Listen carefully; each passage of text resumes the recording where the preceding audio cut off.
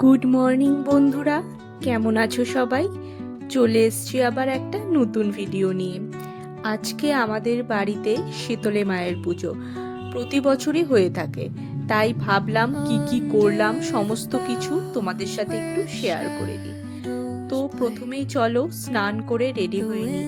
আমার সকাল সকাল উঠে মাকে হেল্প করার কথা ছিল, কিন্তু লেট করে উঠেছি বলে অনেকটাই লেট হয়ে গেছে। যাই হোক, 9টা বাজে এখনো চাইলে হেল্প করতে পারবো। স্নান করে চলে এসেছি। ইতিমধ্যে বৃষ্টি শুরু হয়ে গেছিল, আর বৃষ্টি শুরু হওয়ার পর আমি আবার বাইরে চলে এসেছি, কারণ একবার বাইরের বাগানের প্রকৃতিটা না দেখলে না আমার সকালের ঘুম চোখ থেকে যায়ই না বলতে গেলে। তারপর মা ডাকলো যে একটা ফুলের মালা তো অন্তত গেঁথে আমাকে সাহায্য কর। দেখো এখানে ফুল রাখা আছে, সুন্দর মতো মা ঘটও সাজিয়ে ফেলেছে। এবার ফুলের মালাটা চটপট গেঁথে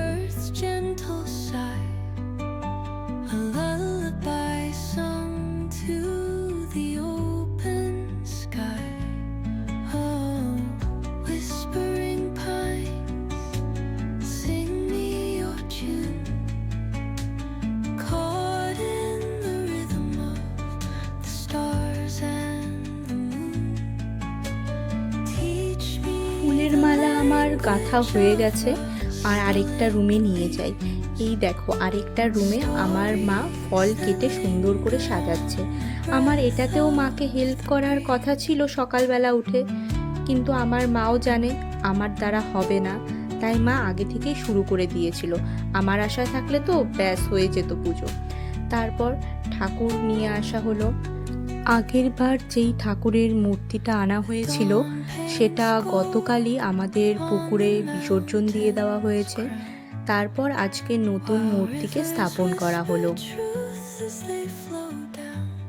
মূর্তি স্থাপন করার পর আমার মা ঠাকুরকে বরণ করে নিল। তোমাদের হয়তো এরকম করে, সব জায়গাতেই যখন মা আসে তখন মাকে বরণ করে ঘরে তোলা হয়, তো সেরকমই করছিল।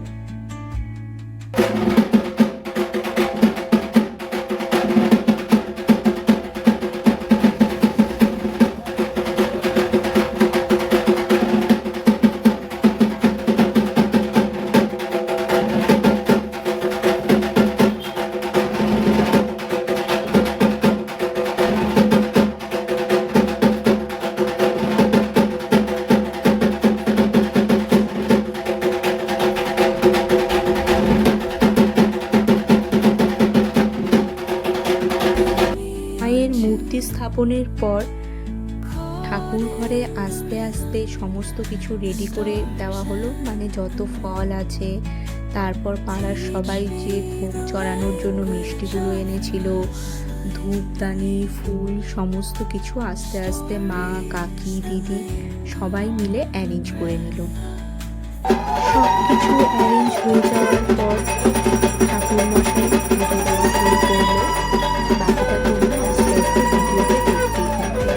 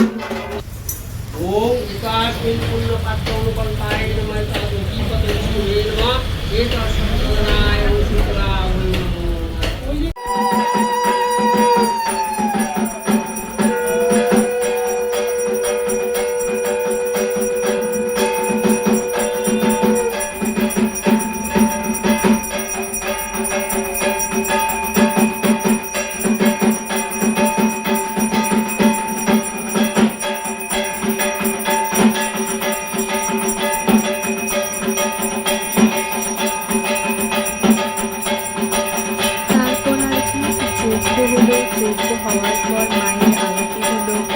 আরতি হওয়ার পর আমি অঞ্জলি দিয়ে দিলাম, আর অঞ্জলি দেওয়ার ভিডিওটা না করা হয়নি। তারপরেই ভোগের প্রসাদ খেয়ে উপোসটা ভাঙলাম। আর ভোগের প্রসাদ খেতে এত ভালো লাগে না যে দুনিয়ার সমস্ত খাওয়ার এর কাছে ফেল। এই দেখো খাওয়া দাওয়া হয়ে গেছে, যজ্ঞের ফোঁটা নিয়ে আমি বসেও আছি। তো আজকের ভিডিও এতটুকুই, দেখা হবে অন্য ভিডিওতে। টাটা।